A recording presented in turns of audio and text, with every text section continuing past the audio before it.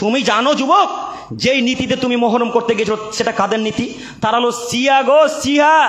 তারা শিয়া, তারা তোমার নবীকে গালি দেয়, তারা আবু হুরায়রাকে গালি দেয়, তারা আবু বকর সিদ্দিক রাদিয়াল্লাহু তাআলা আনহুর মতো দামি সাহাবীকে গালি দেয়, তারা উমরকে গালি দেয়, তারা উসমানকে গালি দেয়, আর তুমি তাদের নীতিতে গেলে?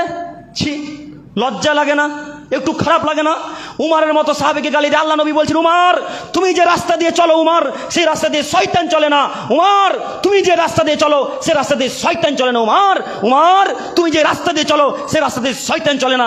এত বড় দামি, এত দামি সাহাবীকে এই খ্রিস্টান, এই শিয়ারা গালি দেয়। তুমি তাদের দলের অন্তর্ভুক্ত হলে তুমি কিভাবে ওই তাজের সামনে মাথা নত করতে পারলে? তুমি কিভাবে খঞ্জর মারতে পারলে? তোমাকে শতদিন বলেছি, যারা খঞ্জর মারে তারা জাহান্নামে যাবে যদি তওবা না করে মারা যায়। যারা খঞ্জর মারে তারা যদি মারা যায় তওবা না করে জাহান্নামে যাবে, কোনো মায়ের বেটা ঠেকাতে পারবে না। আরো একটি কথা হচ্ছে, এই যেটা বড় হারাম কাজ করেছেন সেটা হচ্ছে আপনার স্ত্রীকে পাঠিয়ে, আপনার কন্যাকে পাঠিয়ে। আল্লাহ তাআলা বলছেন, ওয়াকরনা ফি বুয়ুতিকুন্না ওয়ালা তাবারুজনা তাবারুজাল জাহিলিয়াতিল উলা। এই আদমের ছেলে মেয়ে, তোমাদের স্ত্রীদেরকে বাড়িতেই রাখো, তোমাদের স্ত্রীদেরকে বাড়িতেই রাখো, তোমাদের স্ত্রীদেরকে বাড়িতেই রাখো। জাহিলিয়াতের যুগের মতো, বর্বরতার যুগের মতো, অসভ্য যুগের মতো, বেহায়া যুগের মতো, নির্লজ্জতা যুগের মতো তাদেরকে প্রদর্শনীতে রাস্তাঘাটে বের করো না। তাদেরকে রাস্তাঘাটে প্রদর্শনী দিয়ে বেহায়া হয়ে, নির্লজ্জ হয়ে, নোংরা হয়ে রাস্তাঘাটে বের হতে দিও না। একথা আল্লাহ বলছেন। বলেন এই নীতি কোথায় ফেলবেন? এই আয়াতকে কি লাথি মারবেন? কেন আয়াতকে ঠেলে ফেলে দিলেন? আপনি কি মুসলমান নন? আপনি আজকে বলে দেন আমি রহমানপুরে হিন্দু হিসেবে বসবাস করছি, আপনি আজকে বলে দেন আমি খ্রিস্টান হিসেবে রহমানপুরে বসবাস করছি, আপনি আজকে বলে দেন আমি ইহুদি হিসেবে বসবাস করছি, কিয়ামত পর্যন্ত আর কখনো মহরম সম্পর্কে আপনাকে বলবো না, কখনো বলবো না। আর যদি বলেন আমি মুসলমান হিসেবে বসবাস করছি, সারা জীবন বলার ক্ষমতা রাখি, অধিকার রাখি। কেন আপনার স্ত্রী গেল? লজ্জা হয় না কেন? আরে মানুষের তো বিদ্যা নাই, বুদ্ধিও কি নাই? আমি মোহরান আদায় করব, আমি খাওয়াবো, আমি পরাবো, আমি শাড়ি ব্লাউজ কিনে দেবো, আমি পানি কিনে দেবো, আমি চাল দেবো, আমি ডাল দেবো, আমি তরকারি দেবো, ধাক্কা মারবে গ্রামের লোকে। খারাপ লাগে না? খারাপ লাগে না?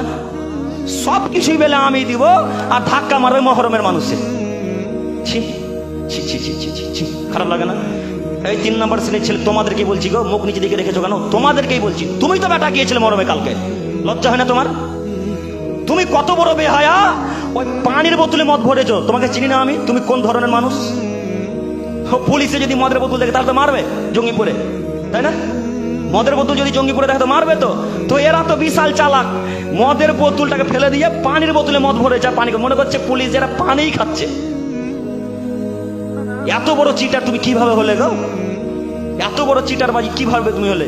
তুমি নামাজ পড়ো না পড়ো না, শয়তান তোমার সাথে মিশে গেছে। শয়তান বলছে আমি কি করতে আজকে ভাদুপুরায় প্রবেশ করব?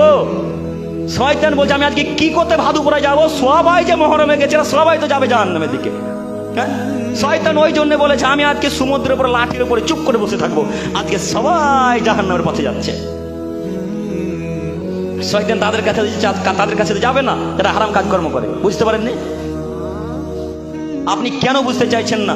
ওরা আপনার স্ত্রী গো, আপনি দেখবেন, মজা নিবেন, যা করার আপনি করবেন, কেউ দেখতে পারে না। আরে পাড়া প্রতিবেশী তো দেখতে পারে না, পারেই না। পাড়া প্রতিবেশী তো দেখতে পারে না, আপনার ভাইও দেখতে পারে না গো, আপনার ভাই। বলেন এই বাক্যে কি দিয়ে বুঝাবো?